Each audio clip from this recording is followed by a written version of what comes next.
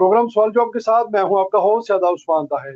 नाज़रीन इकराम, डॉक्टर आफिया सदीकी का मामला सच क्या है, झूठ कौन बोल रहा है? पाकिस्तानी अवाम के जज्बात डॉक्टर आफिया सदीकी से गहरे वाबस्ता हैं। इनकी रिहाई के लिए अवामी मुतालबा बरसों से जारी है, लेकिन अफसोस की बात यह है कि एक इंतहाई संजीदा इंसानी मसले को यानी सियासी अनासर अपने मफाद के लिए तोड़ मोड़ कर पेश कर रहे हैं। नायब वजीर खारजा मोहम्मद इसहाक डार ने सिर्फ ये कहा कि हर मुल्क का अपना अदालती और कानूनी निज़ाम होता है, चाहे वो पाकिस्तान हो या अमेरिका, और डॉक्टर आफिया सिद्दीकी के केस को इसी तनाज़ुन में देखना चाहिए। कुछ सियासी मुखालिफिन ने इस बयान को काट कर ऐसे पेश किया गोया हुकूमत पाकिस्तान इस मामले में लाताल्लुक है, जो सरासर झूठ है।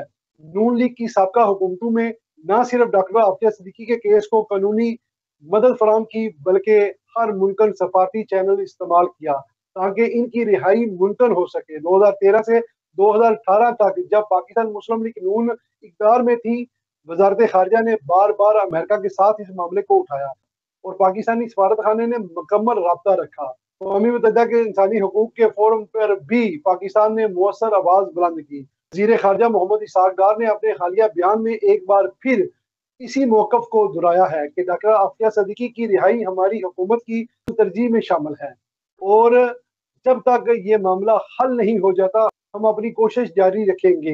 ये वही लोग हैं जो आज शोर मचा रहे हैं, जिन्होंने अपनी हुकूमत में डॉक्टर आफिया सिद्दीकी का नाम तक लेना गवारा ना किया, ना कोई सफारती कोशिश, ना कानूनी मदद फराम की, अक़वाम मुत्तहिदा में ना आवाज़ उठाई। फिर आज अचानक इन्हें डॉक्टर आफिया सिद्दीकी की याद क्यों आ गई है? सिर्फ इसलिए कि इन्हें एक सियासी पॉइंट स्कोरिंग का मौका मिल गया है। हमारी गुजारिश है कि कौम इस नाजुक इंसानी मसले को सियासत की भेड़ न चढ़ने दे। पाकिस्तान मुस्लिम लीग नून का मौक़िफ़ वाज़ेह है और नेक नीति पर मबनी है। हम डॉक्टर आफिया सिद्दीकी की रिहाई के लिए हर मुमकिन कोशिश जारी रखेंगे, बल्कि हर पाकिस्तानी की इज्जत और वक़ार की हिफाजत हम अपना फ़र्ज समझते हैं।